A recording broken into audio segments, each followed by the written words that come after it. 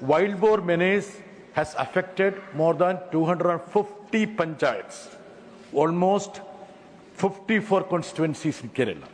9,000 hectares of crops have been destroyed, devastated. Sir, when we passed this 1972 Wildlife Protection Act, the authority to declare a particular species as vermin was with the central government. The state of Kerala, along with many other states, have been requesting him amend it so that states can also declare a particular species as vermin.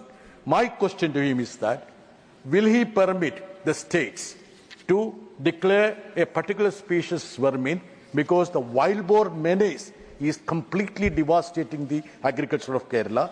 And second, B part of the question is that Kerala government had sought a special package of 1,000 crores rupees to mitigate the issues. Will he consider these two? Thank you very much. Honorable Minister. माननीय सभापति महोदय, मैं एक तो आपसे निवेदन करना चाहूँगा कि जॉन बिट्रास का जो 6 नंबर पे क्वेश्चन था उसी का सप्लीमेंट्री इसको मान लिया जाए, क्योंकि जो इन्होंने सप्लीमेंट्री क्वेश्चन भी पूछा है वो वर्मिंग भारत सरकार ने किसको माननीय मंत्री जी, आप नियमों के बहुत जानकार हैं जी। ऐसा करने में मेरे पास कोई सामर्थ्य नहीं है जी। नहीं, मैं निवेदन उन्हीं से कर रहा हूँ, आपसे तो नहीं। मैं उन्हीं से, अधिकार उन्हीं का है, इसलिए मैंने कहा है कि चूंकि 6 नंबर का जो प्रश्न है वही प्रश्न जॉन बिट्रास ने पूछा है, मैं उस समय कहेंगे तो दोबारा से भी उत्तर दे दूंगा माननीय सभापति के निर्देशानुसार। नो, मैं जहां तक जॉन बिट्रास की बात है, ये जो हमारे केरल के सांसद मिले थे, उस परिस्थिति की गंभीरता को मैंने निश्चित रूप से जाना था और मैंने उन्हें कहा था कि मैं स्वयं केरल आऊंगा।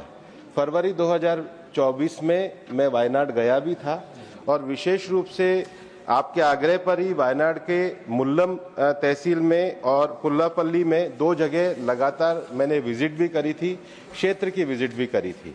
और वहां पर जो मैन एनिमल कॉन्फ्लिक्ट के लिए जो प्रश्न आपने उठाया था, हमने कहा था और हमने विशेष रूप से केरल सरकार को ये लिखा था 2020 में कि अगर कोई जंगली जानवर ऐसा लगता है कि फसलों को भी क्षति पहुंचा रहा है तो आप लोकल पंचायत के लोगों को भी ये पावर दे सकते हो। केवल ऐसा नहीं है फॉरेस्ट के लोगों को पावर है, लोकल पंचायत के लोगों को भी ये पावर दे सकते हो।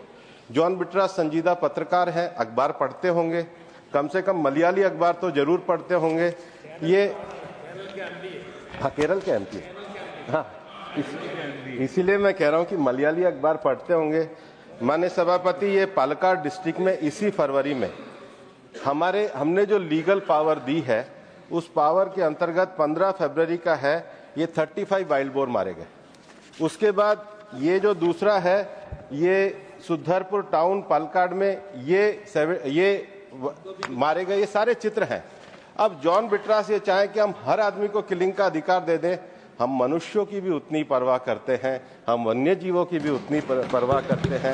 हमारी भारतीय संस्कृति है, हम लीगल कहीं मनाही नहीं कर रहे हैं, लेकिन अगर वो केवल वो ह्यूमन राइट करने की बात करते हो तो ये भारत की परंपरा नहीं है।